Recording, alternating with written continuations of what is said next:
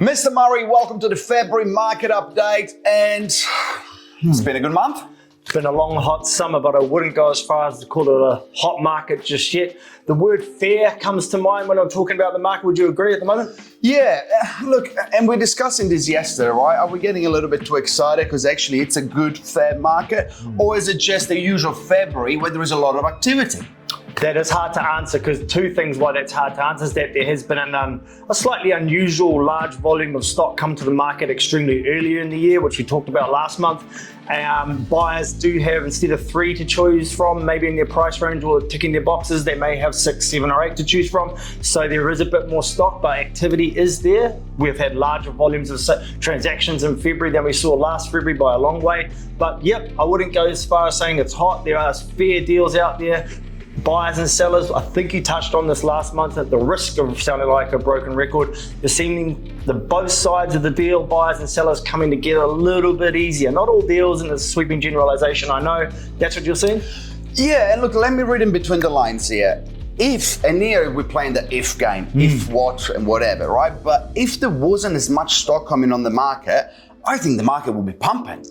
Agreed. Would you agree? 100%. Now, it's the interesting thing, and we sell everywhere in Auckland. I specialize in the central northwest, but places such as Messi, which has got almost 300 listings on the market, which is the highest I've seen in 8.5 years, has gone dead or quiet. I don't want to use the word dead. Let me rephrase. Yeah. Quieter.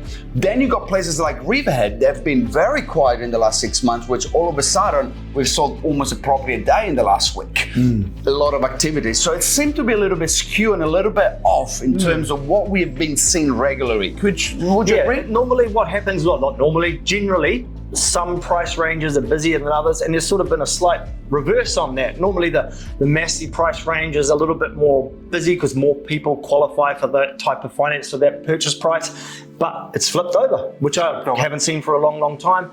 It's a strange time in terms of what's happening, but the good news is that it feels like people are on the move one way or the other, and that's good to see. The positive is that the gap between the vendors and the buyers is not as big as we experienced over the last few years, and we said that last month. That continues. Stock, there is a lot there. Interest rate, people are getting used to it, but there is still a lot of people hurting as well. You know, like there is a lot of people that I'm talking that cannot afford their repayments on their investment property and sometime on their own property. So they are forced sales. They are not mortgagee sales, although there's some of them, but there are people that are forced to sell. But overall, if you exclude that side of the market, the bread and butter, the people upsizing and all of that, they're always there, as they will always be there, and the momentum is actually quite positive. So if you had to ask me, half full, half empty cup of water, I would say half full. What would you say? Agreed, half full, guys. It is what it is at the moment. Good amounts of stock, good properties on the market. Good properties always going to sell well, but with the larger volumes of stock, we are still seeing